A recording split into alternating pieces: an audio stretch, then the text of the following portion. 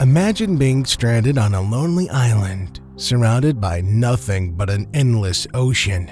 Your hope for rescue disappeared years ago, leaving you to survive alone.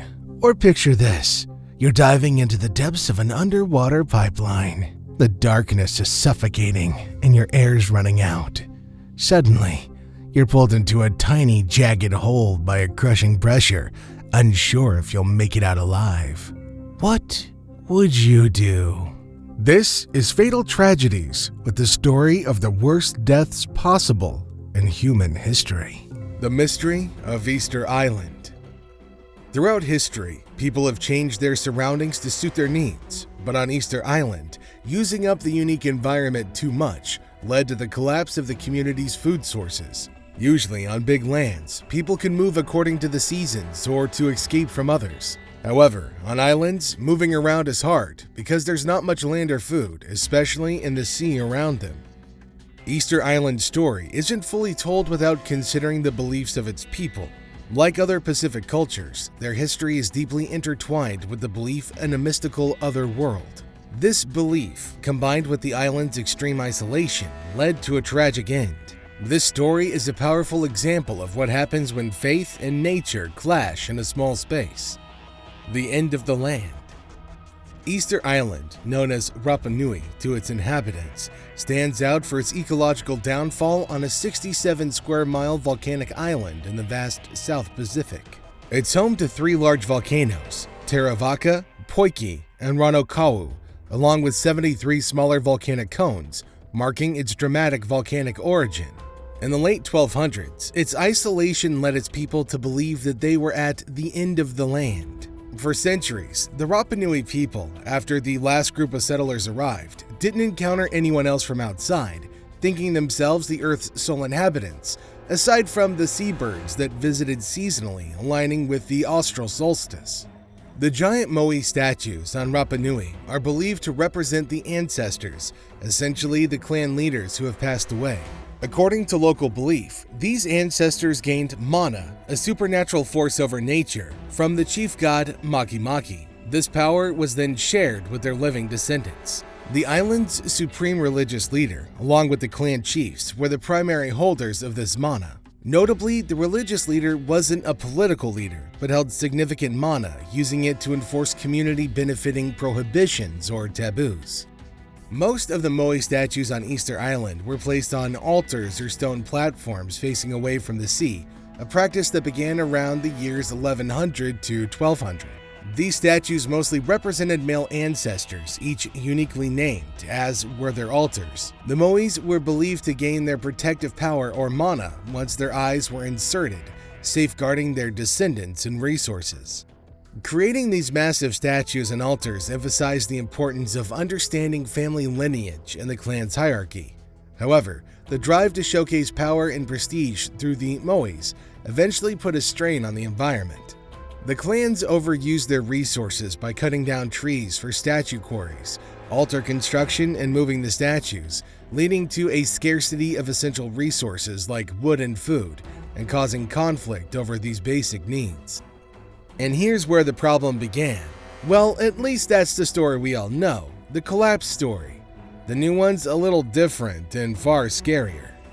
A story of success? Two experts from the University of Hawaii, Terry Hunt and Carl Lipo, think differently about Easter Island. They believe what happened there wasn't a total disaster, but actually a surprising success story. Professors Hunt and Lipo believe that fossil hunters and paleobotanists haven't found solid proof that the first Polynesian settlers burned down the forest for farming on Easter Island. Instead of blaming humans, they point their fingers at rats.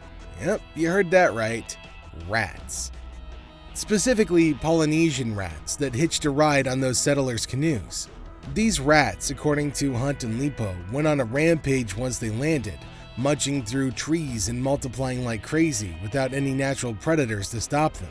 As a reviewer in the Wall Street Journal reported, in laboratory settings, Polynesian rat populations can double in 47 days. So, throw a breeding pair onto an island with no natural predators and an abundance of food, and math will suggest the result. If the animals multiplied as they did in Hawaii, the authorities calculate, Easter Island would quickly have housed between 2 and 3 million. Among the favorite food sources of the Polynesian rats are tree seeds and tree sprouts. Humans surely cleared some of the forests, but the real damage would have come from the rats that prevented new growth. With the trees disappearing, so did 20 other types of plant from the forest, along with 6 land birds and various seabirds. Despite this loss of diversity in food options, the people of Easter Island persisted in their way of life. Surprisingly, food wasn't their main concern, even with much narrower diets available. Rat meat, anybody? Despite the challenge they faced, the Easter Island inhabitants found innovative ways to sustain themselves. Archaeologists discovered that a significant portion of the discarded bones found in ancient garbage heaps belonged to introduced rats, providing the islanders with a meat substitute.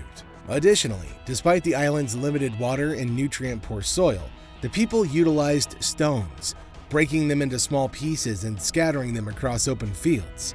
This created uneven surfaces that, when combined with sea winds, promoted turbulent airflow, releasing vital mineral nutrients from the rocks into the soil. These scattered rock gardens covered about 1/10 of the island and proved to be effective in supporting basic vegetable crops. In fact, they were so successful that they sustained a population density comparable to areas like Oklahoma, Colorado, Sweden, and New Zealand today. Remarkably, analyses of Easter Island skeletons from that era reveal lower levels of malnutrition compared to people in Europe. Even when a Dutch explorer, Jacob Roggeveen, visited in 1722, he noted that the islanders weren't begging for food, but rather desired European hats. This suggests that starvation wasn't a widespread issue among the population. Furthermore, the fact that they had the time and energy to carve and transport massive stone statues around the island indicates a level of societal stability and resourcefulness that contradicts the image of a society on the brink of collapse. Now, I know what you're wondering. Why is this a success story? According to the Hawaiian anthropologists, even though Easter Island faced tough times and its environment suffered, its clans and families stayed together. While the island became quieter and the ecosystem was badly hurt, the people didn't vanish. They adapted. Without enough wood for canoes or as many birds to hunt, and lacking coconuts, they managed to survive on rat meat and small amounts of veggies. They made the best of what they had. But here's a puzzling question. If everybody had enough to eat, why did the population decrease? The professors suggest it might have been due to diseases spread by European visitors. Now let's pause for a second and consider these scenarios, not just about Easter Island's past, but also about our planet's future. The first, where nature collapse, is something that nobody wants. But what about this new idea, where people harm the environment but somehow manage to keep going? Is it really better? In some ways, I find this success story just as worrisome. Now, speaking of worrisome, our next story will shock you even more. Stranded on the Isle of Sand. Welcome to Trommelin Island, once known as the Isle of Sand for its desolate appearance. In 1761, around 100 individuals taken from their homeland found themselves abandoned here, with most never to be heard from again. In July of that year, Captain Jean de la Fogue, commanding a French ship, faced a dilemma with conflicting maps. Departing from Madagascar's eastern coast, he battled strong winds and darkness, leading to a wayward course. Despite the lack of reliable maps, time constraints pushed him to press on, unaware of the imminent danger. Tasked with transporting beef and rice from the Isle of France to Madagascar, Captain Jean had a clandestine plan. He intended to make a lucrative stop at Rodriguez Island, carrying an extra load of Malagasy captives below deck. This illegal scheme promised substantial profits, but carried significant risks. As Captain Jean grappled with navigation, his crew diligently followed orders, oblivious to the impending catastrophe.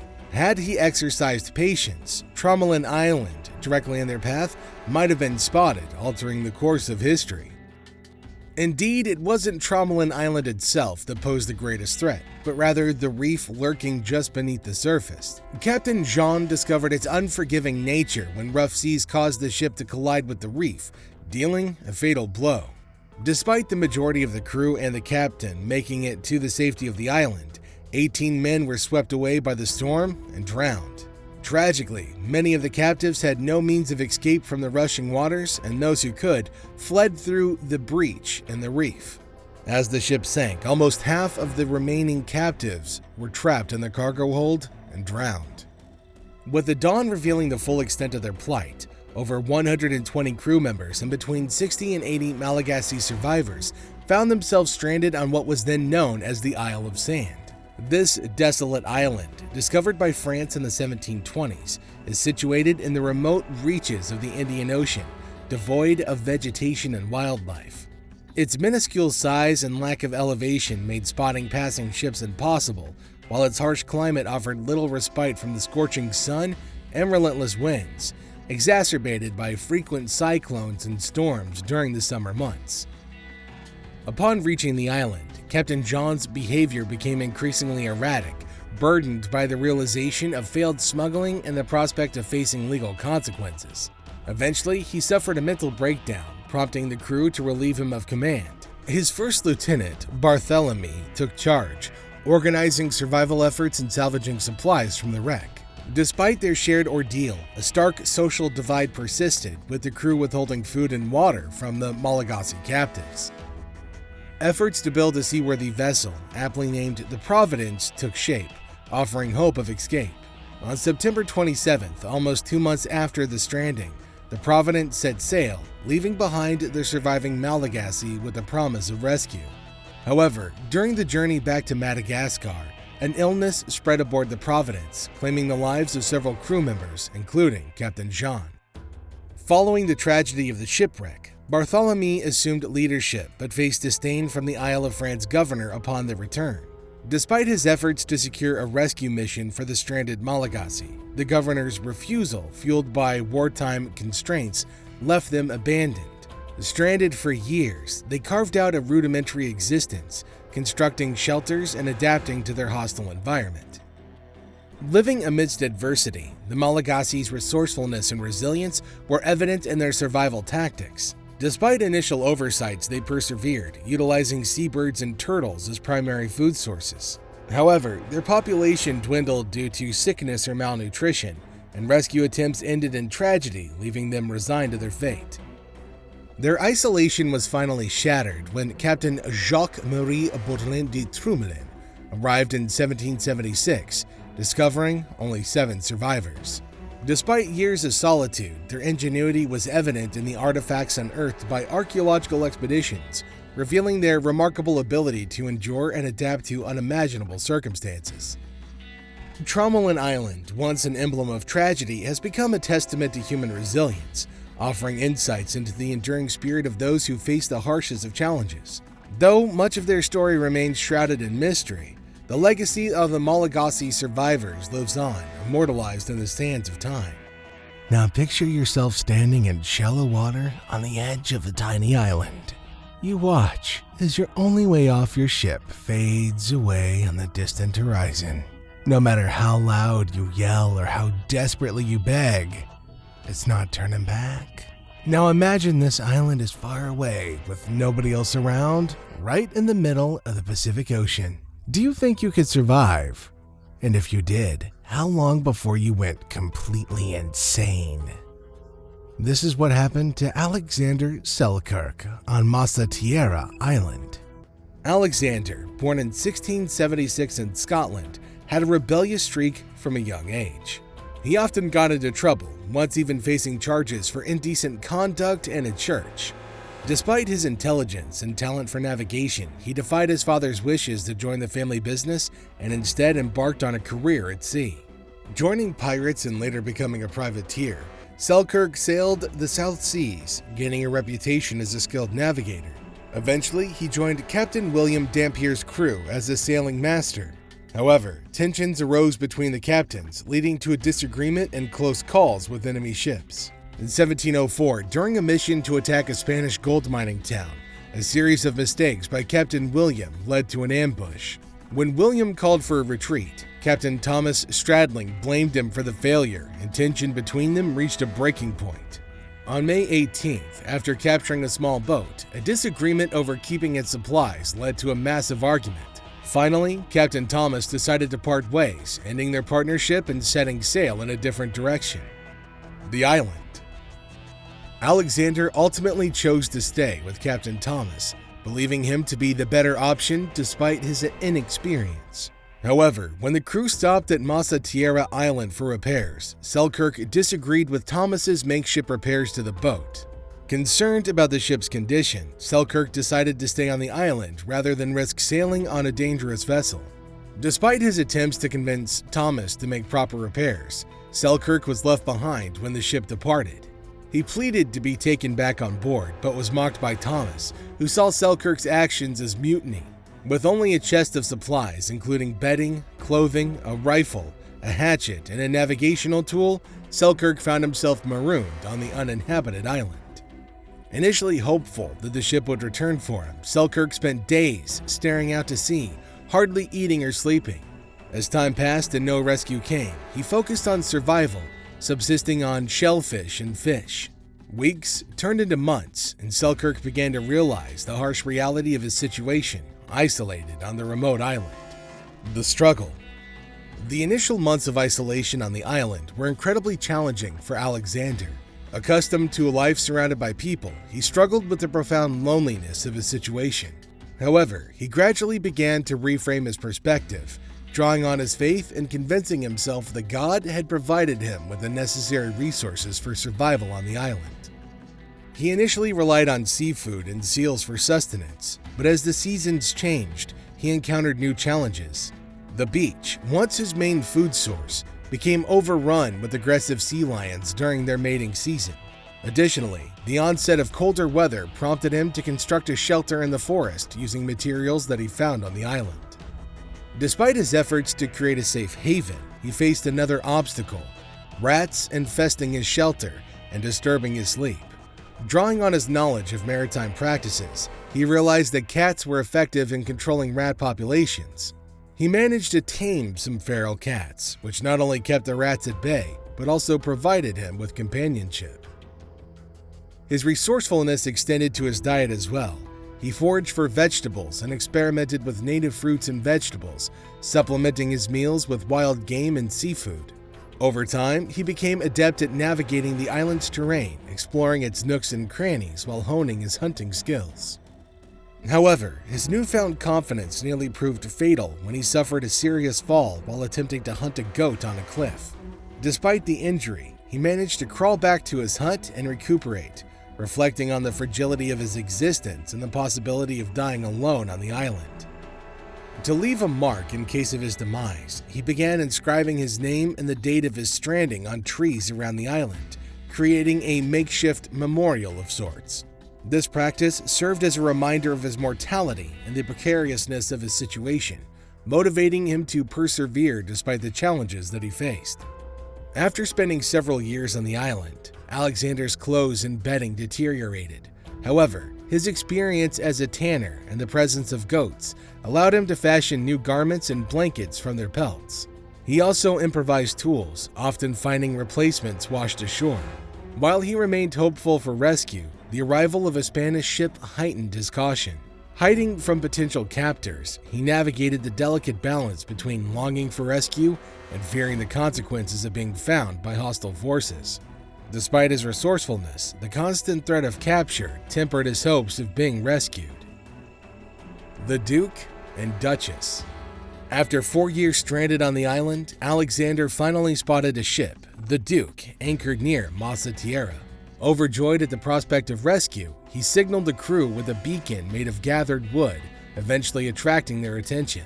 When the crew landed on the beach, Alexander, initially struggling to articulate his thoughts after years of solitude, eagerly welcomed them and offered them hospitality in his hut. Despite his reluctance upon seeing William, the former captain of the ship, Alexander eventually agreed to join the crew after learning of William's changed circumstances and impressive endorsement. Subsequently, Alexander resumed a seafaring life, eventually amassing wealth and continuing his adventures until his untimely death from yellow fever in 1721. Despite the hardships, Alexander cherished his time on the island, reflecting fondly on the simplicity and contentment he found there, even amidst his newfound success and wealth back in England. We've had plenty of island survival tales, haven't we? Let's switch things up a bit.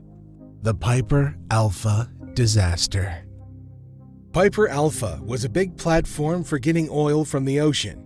It started in 1976, but on July 6, 1988, something terrible happened. There was a big boom and fire from oil and gas. The platform was eventually destroyed, and sadly, 167 people died.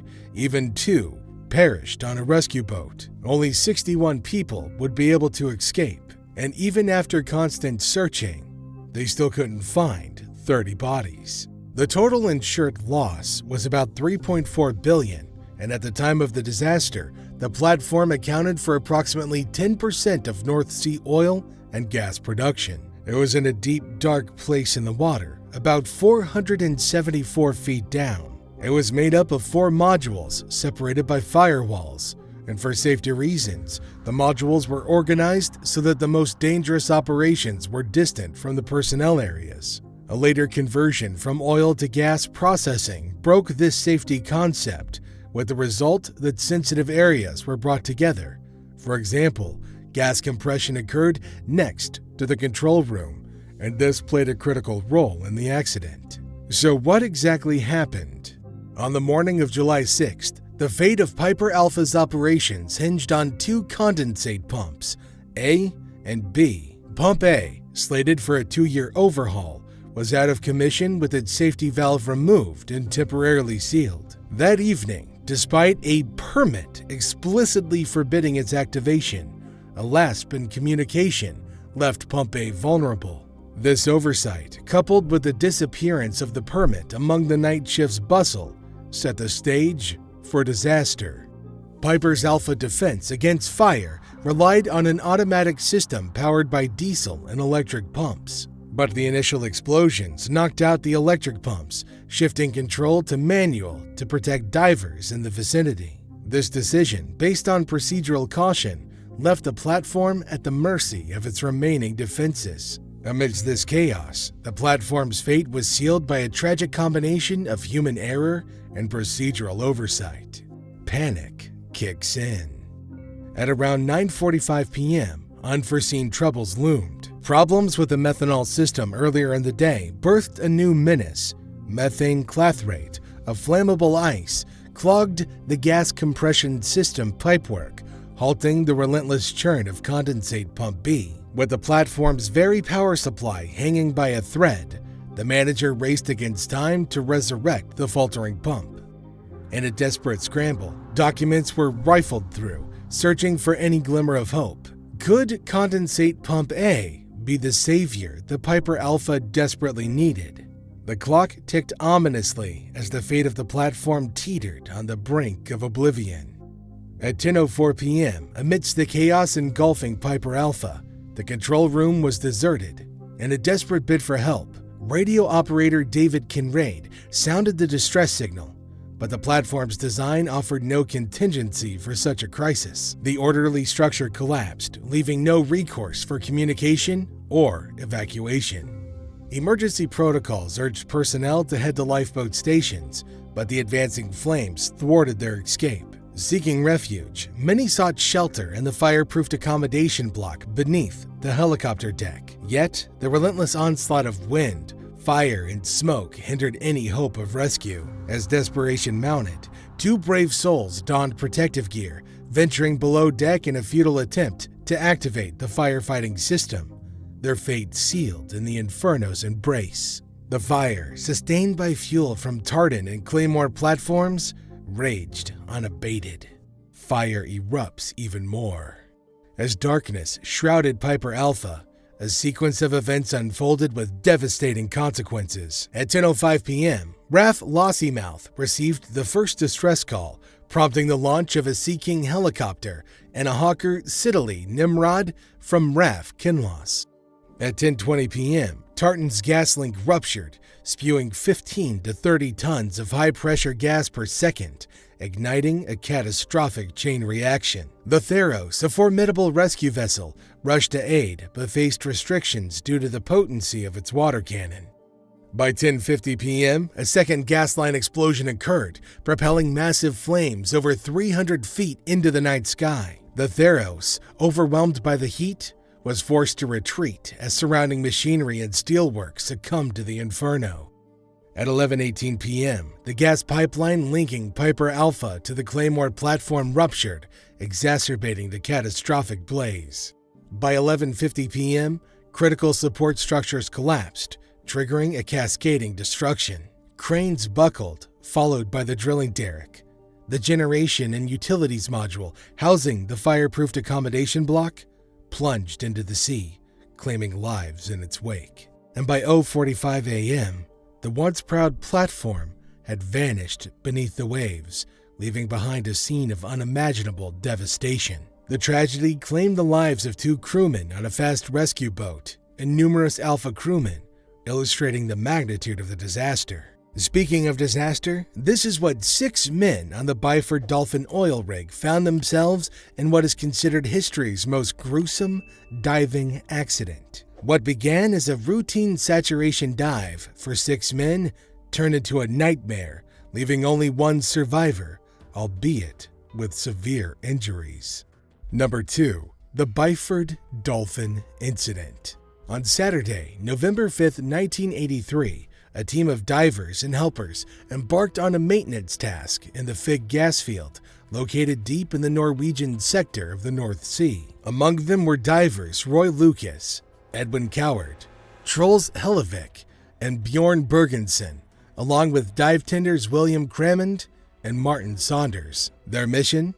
To conduct repairs beneath the rig's surface. Troels and Bjorn descended to a staggering depth of 295 feet to address issues with the rig's bottom frame, employing a diving bell to reach such depth safely. This bell was instrumental, connecting to a series of chambers labeled as Chamber 1, Chamber 2, an escape capsule atop a lifeboat, and a trunk linked to the diving bell. The pressurized chambers were situated on the rig, while the diving bell could be separated to descend to the required depth.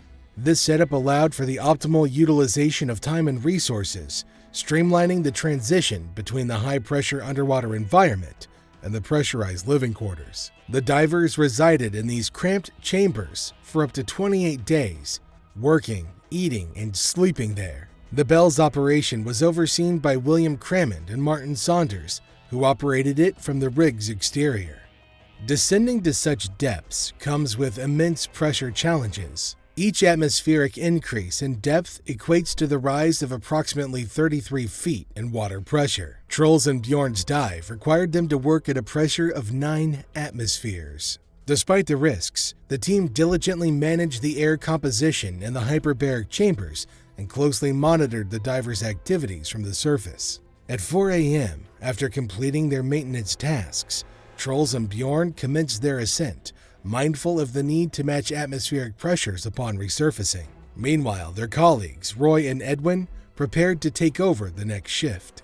In the realm of saturation diving, the tenders play a vital role in ensuring the safety of their fellow divers. They're tasked with deploying and retrieving the umbilical, a lifeline connecting the divers to their air supply and communications with the surface. At the Frigg gas field, tenders like William and Martin had been on duty for over 12 hours, ready to assist as Troels and Bjorn returned from the depths. William successfully connected the diving bell to the living chambers, a routine they had performed countless times before. Tragedy strikes. In a deep-sea diving situation, the tenders have an important job. They help with the diver's lifeline, called the umbilical, which gives the diver air and a way to talk to the people above the surface. In the past, tenders also had to connect the diving bell, a safe space for divers, to where the divers live under high pressure. This is what happened on the Byford Dolphin. Tenders are responsible for the safety of the divers. The 2 tenders were working long hours and were preparing to connect the diving bell with the living space for Troels and Bjorn, who were coming back from the deeps. William managed to attach the diving bell correctly, and both divers were safely moved to their chamber. Normally, taking the divers out and removing the bell is easy and involves a few steps. Close the diving bell door. Slightly increase the bell's pressure to seal the door. Close the chamber door. Lower the pressure in the connecting space to normal air pressure, and then detach the diving bell. But as you guessed, something went terribly wrong. When William released the clamp too soon, it caused a sudden and dangerous decrease in pressure. The diving bell was wrongfully disconnected, which led to a quick and dangerous situation. The sudden change in pressure pulled Thules right off of his feet and caused chaos. The pressure inside the bell quickly went from high to normal, which made the diving bell shoot out, hitting Crammond and Saunders and seriously injuring them. It's not clear if Crammond made a mistake by himself or was following orders when this happened. Unfortunately, Crammond died from his injuries, and Saunders, despite surviving, was severely injured. His lungs collapsed from his injuries. He also suffered from 3 fractures in his back and a broken neck. The 4 divers inside faced a terrible end. Their deaths were immediate, caused by a sudden return of nitrogen in their blood to gas form, which is akin to their blood boiling. This also led to fat buildup in their organs. The force of the gas expansion caused incredible damage inside the chamber. Hellevick suffered the most because he was closest to the door that malfunctioned. The pressure forced his body through a small opening with incredible force. Unable to fit through, the sheer pressure resulted in the horrifying outcome of his internal organs bursting out of his body through the opening. During the investigation, examiners discovered fragments of Hellevick's spine, windpipe, and small intestine within the bell, strangely intact amidst the chaos. The incident claimed the lives of 5 individuals, leaving little blood despite the severe injuries. Initially, the blame fell on potential miscommunications or fatigue among the crew, but the true cause remained elusive, especially with Crammond's demise. To prevent such tragedies, flawless execution of every operational detail, particularly pressure-driven transfers, is paramount. However, the North Sea Divers Alliance and relatives of the victims accused higher-ups of providing faulty equipment, emphasizing the outdated nature of the pressure chamber system lacking modest safety features. The Byford Dolphin rig, once a significant presence in offshore drilling, was decommissioned in 2016, marking the end of its storied career. And finally, we have number 3, the Paria diving incident. On February 25, 2022, at the Berth 6 platform in Pointe-à-Pierre, Faisal Kurban, Kazim Ali Jr., Rishi Nagasar, Yusuf Henry, and Christopher Bodrim, part of LMCS, were assigned maintenance duties on a dormant pipeline owned by the Paria Fuel Company. This pipeline, a 30-inch U-shaped structure running along the seabed, facilitated oil transport from Berth 6 to Berth 5. Equipped and experienced, the team utilized a diving bell, a cube-shaped habitat, to create a dry workspace over the pipe, displacing water to facilitate their tasks. Unbeknownst to the divers, an inflatable plug had been installed 2 weeks prior to safeguard the pipe, a standard practice known as dead legs. However, this precaution held risks, requiring meticulous planning and monitoring. Despite potential hazards, the team proceeded with their duties, following company directives. As they commenced work, unforeseen consequences unfolded. When Ali Jr. loosened the plug, the pressure disparity unleashed a powerful vortex within the pipe, transforming their workspace into a perilous environment. The sudden rush of water and pressure differential trapped the divers and equipment, propelling them into the narrow pipeline. Amidst a chaotic whirlpool of water and oil, they fought for survival, eventually finding refuge in an air pocket within the line, where they could catch their breath and assess their predicament. Christopher Bodrim, the sole survivor, vividly recounts the harrowing ordeal faced by the trapped divers. He was confused inside a 1,200-foot-long pipe, trying to find his way out, and not really sure whether he was heading in the right direction. He was only able to rely on hope. Trapped in darkness. Trapped in darkness, their struggles were recorded by a GoPro, capturing their desperate efforts to survive. Disagreements on the direction of their entry compounded their challenges, but they resolved to work together to escape. Christopher, the least injured, took charge, guiding his comrades through the treacherous conditions. Yeah, I ain't 35 too. I'm trying to come up. Yeah. You're right behind me, man. You're right behind me? Come on, all I mean, let's figure it out. We gotta go. We gotta start moving. Christopher gave them hope, yet he knew it was a tough journey ahead. Almost impossible. Navigating through the slick, cramped confines of the pipe proved agonizing, compounded by injuries and discomfort. Their progress was slow, each step fraught with danger and uncertainty. Along the way, they discovered oxygen tanks, providing a glimmer of hope amidst the chaos. However, rising water levels and limited resources forced Christopher to make a heart-wrenching decision to continue alone in search of help.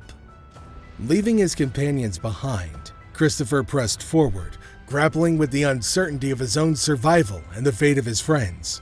His journey through flooded sections tested his resolve, but a stroke of luck led him to another oxygen tank, offering a lifeline in the darkness.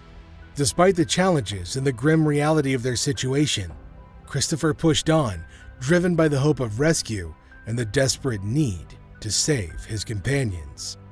As Christopher navigated through the dark confines of the pipe, he encountered another air pocket, yet he knew his only hope lay in returning to the riser. Despite his determination, the dangerous conditions, no light or direction, no space to maneuver, and a dwindling air supply, all tested his resolve. He said to himself, "God, I'm coming. Ma, look for me." With burning eyes and throat and aching limbs, he pressed on through the slick, watery pipeline. Unfortunately, this section was partially flooded, but he found another air tank and reached the last flooded segment before the riser. This gave him hope, and he motivated himself, saying, "No, we're not going to die. We're coming out of here, boy. We have to get out of this. God is good." As he prepared to proceed, luckily, Faisal caught up with Chris and called out, "Chris, please wait for me." However, mindful of their dwindling time, Chris knew he couldn't delay any longer. They discussed their likely destination, with Chris opting to move forward alone towards potential salvation. After ensuring Faisal had an oxygen tank, Chris continued through the water, determined to find a way out. The struggle continues. With exhaustion setting in and the physical toll mounting, Chris pressed on, fueled by his determination to save his crew. Battling the burning sensation of oil and fatigue weighing him down, he finally reached the top of the pipe. Despite surviving the ordeal, Christopher's challenges were far from over. Despite recounting the details to medical staff, the rest of the LMCS team struggled to believe his story, assuming the pipeline was filled with oil and any available oxygen would only last an hour. Speaking of oxygen, for Faisal, he was by this time breathing his last breath as the oxygen in his tank couldn't sustain him any longer. He died, struggling and waiting for help from Chris, who unfortunately never showed up. Rescue divers attempted to locate the trapped men, providing them with hope by responding to their knocks. However, as time passed, rescue efforts faltered, leaving the 4 injured divers to endure their ordeal alone, trapped at the bottom of the ocean in the dark pipe. Days later, the company retrieved the remaining bodies, but the circumstances surrounding their deaths remained uncertain. An inquiry was launched to investigate the Paria diving tragedy, with Christopher testifying about his harrowing experience, shedding light on the horrific events that unfolded. Levant mine disaster.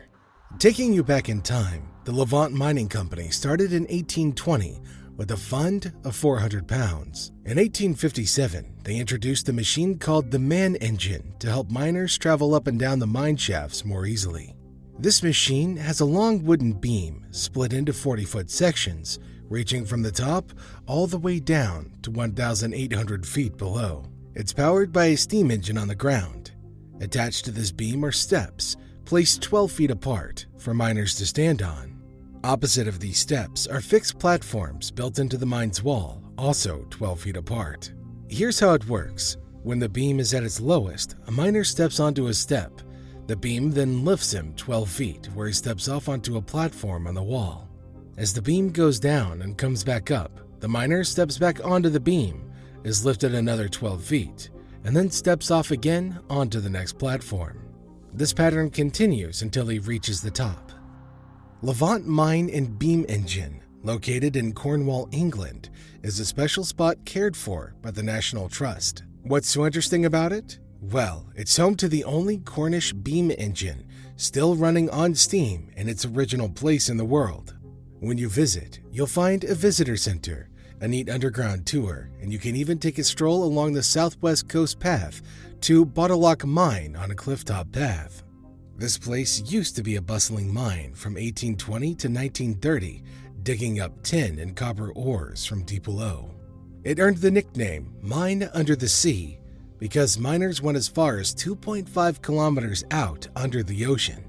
The big old beam engine you'll see was made in 1840 by Harveys of Hale. Quite the historic gem, isn't it? Well, there's a sad story behind this magnificent gem. If there weren't, you wouldn't be here, now would you? Back in 1820, Levant Mine kicked off as a copper mine in Cornwall. They also dug up some tin and a bit of arsenic. Now, copper and tin were becoming super valuable because they could make things like brass and bronze. But here's the thing, working in that mine was like facing your worst nightmare every day. Picture this. You're 600 meters below the ground. It's so dark you can't see your own hand in front of your face, and it's boiling hot.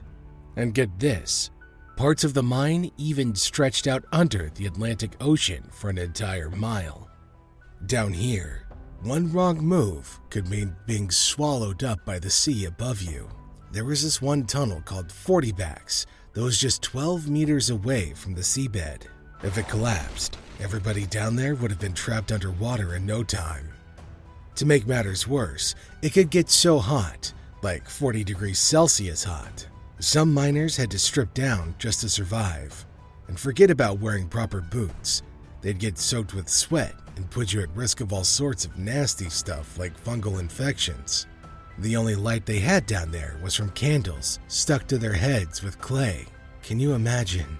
Every single day, going into that dark, sweltering pit with just a tiny flame to guide you. It gives me chills just thinking about it. Every single day, hundreds of brave men descended into the depths of the mine using 80 ladders to reach the bottom. Once there, they worked tirelessly, using hand drills to carve channels into the rock, filling them with gunpowder, and setting off explosions to break apart the stone. After the blast, they'd return to clear away the rubble with hand tools, while delicate areas were painstakingly worked on by hand. Behind them, teams brought in logs and planks to support the tunnels, repeating this grueling process over and over again. Imagine the sheer effort it took to haul hundreds of tons of stone and ore back to the surface every day. Horses and mules, accustomed to the underground, pulled heavy mining carts through the darkness. And as if the work wasn't exhausting enough, at the end of the day, these men had to climb back up those 80 ladders to the surface, a journey that could take an hour and a half. Then they faced a long walk back home, utterly spent from their day in the depths of the mine. All things considered, Levant Mine certainly sounds like one of the worst jobs a person could have, right? Despite the harsh conditions, between 300 and 700 people found employment there each year, with about 2/3 toiling away underground. The rest worked above ground, including women, children, and men sidelined by injuries in the mine. Their tasks varied, from breaking up ore with hammers to sorting it for processing. Some workers, as young as 14, took on these roles out of desperation, unable to find work elsewhere. But the risks were high. Exhausted miners often tumbled from ladders at day's end, and loose gunpowder accidents were common, leading to burns, blindness, and even premature explosions. Injuries were common, and those too hurt to climb back up were hauled out using ropes or skips, buckets on a dedicated shaft powered by engines. By 1840, Steam engines were introduced, making tasks like lifting ore even easier. Skips moved along vertical tracks, counterbalancing each other, reducing the workload for the steam engine. Despite the hardships, Levant mine kept churning, powered by the sheer determination of its workers. But this wouldn't last for long. Despite the ongoing risk of mishaps, by 1857, things were looking up. The introduction of the man engine not only reduced accidents, but also lowered rates of lung and heart issues, even extending the average lifespan of miners. This contraption, powered by gears, could effortlessly hoist the hefty 24-ton rod using just 30 pounds of steam pressure per square inch. In short, it was a real game changer. However, progress marched on, and by the 1850s, modern elevators were starting to take over. Even among man engines, Levant's was considered a bit old-fashioned. Unlike others, it had just one moving rod, doubling the time it took for miners to reach the surface or descend, as they had to wait on stationary ledges. Moreover, the engine itself wasn't the most reliable, causing jerky movements. Though it got an upgrade in 1893, by then it was already outdated. And yet, it soldiered on for nearly 3 more decades, despite wearing down from 62 years of constant use, decay from the mine's dampness, and the strain of carrying up to 130 people at once.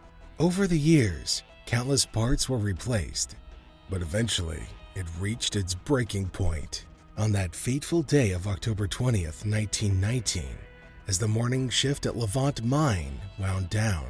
Miners prepared to head back to the surface around 3 p.m. Many of them had returned from the horrors of World War I, only to face economic hardships at home, struggling to support their families. Despite repeated warnings from workers over the years about the unsafe condition of the man engine, management turned a blind eye.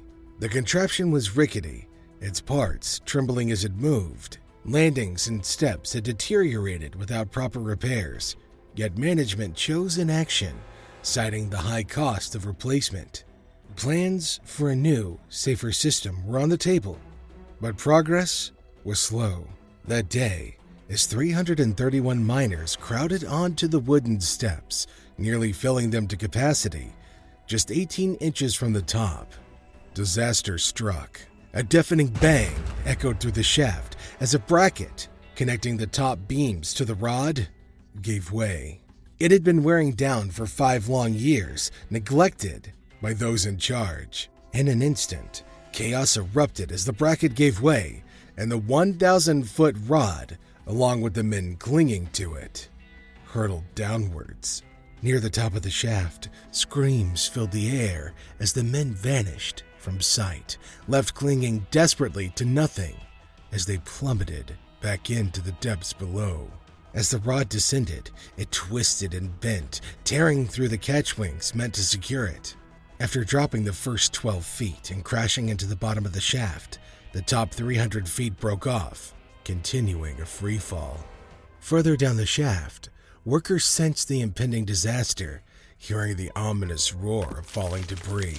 The platform shook violently, and panic ensued as men scrambled for safety, leaping onto ledges or clinging to landings for dear life. Some found themselves sliding helplessly down, level after level into the darkness as their candles were snuffed out by the sudden movement. The shaft echoed with a deafening cacophony of rock crashing around them, punctuated by the sickening thud of the rod embedding itself into the walls, triggering a partial cave-in. As the dust settled, a haunting silence descended, broken only by the desperate cries of trapped men calling out for help.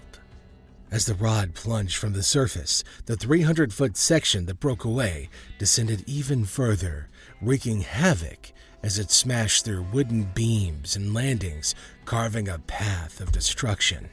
Finally, it slammed into the shaft wall, halting its descent and effectively sealing off the tunnel by demolishing crucial supports. Meanwhile, below, the remaining portion of the rod twisted and buckled, but largely held its position, leaving the men stranded deep underground, separated from each other, and plunged into total darkness.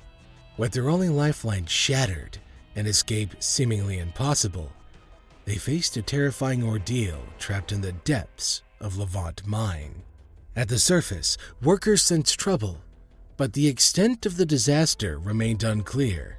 John Grenfell, among the fortunate few who had just reached safety, bravely volunteered to descend back into the shaft to investigate.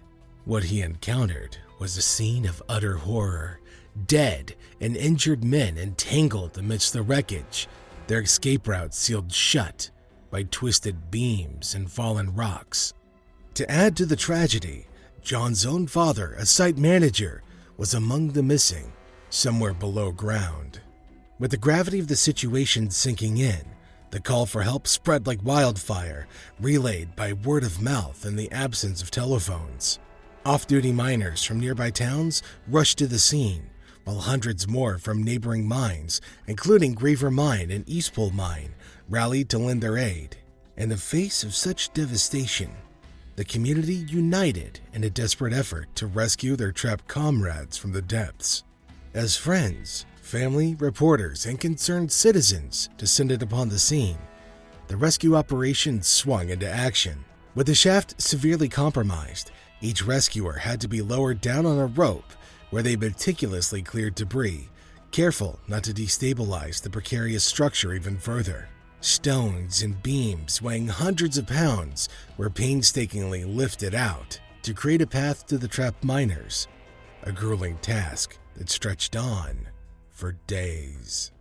Meanwhile, those trapped below faced their own challenges. Over 100 men, relighting their candles if they still had them, gathered together, making use of remaining emergency ladders to move about. However, escape upwards was impossible. Instead, they guided the injured towards the skip and water pumping shafts, equipped with emergency ladders leading all the way to the surface. 2 hours after the collapse, to the astonishment and relief of rescuers, survivors emerged from the depths, their ranks bolstered by those who had just endured a full day's work, followed by an unexpected climb. And yet, over 50 remained missing, including John's father among the fallen. Over the next 3 days, the rescue efforts continued tirelessly. Despite their best efforts, some calls for help went unanswered as the death toll climbed. In total, 31 lives were lost, with 14 found near the top of the debris pile, and most others between depths of 160 and 320 feet. Tragically, 3 more were discovered deeper down, all struck by falling debris. The Levant mine community, tight-knit and intertwined, mourned the loss of each member, as every death represented a friend or family member.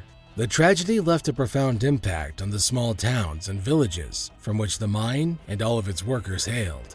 Amidst the tragedy, stories of survival emerged. William Lawry, a mere 14 years old, endured 15 harrowing hours trapped beneath a fellow miner's body near the debris pile's peak before being rescued.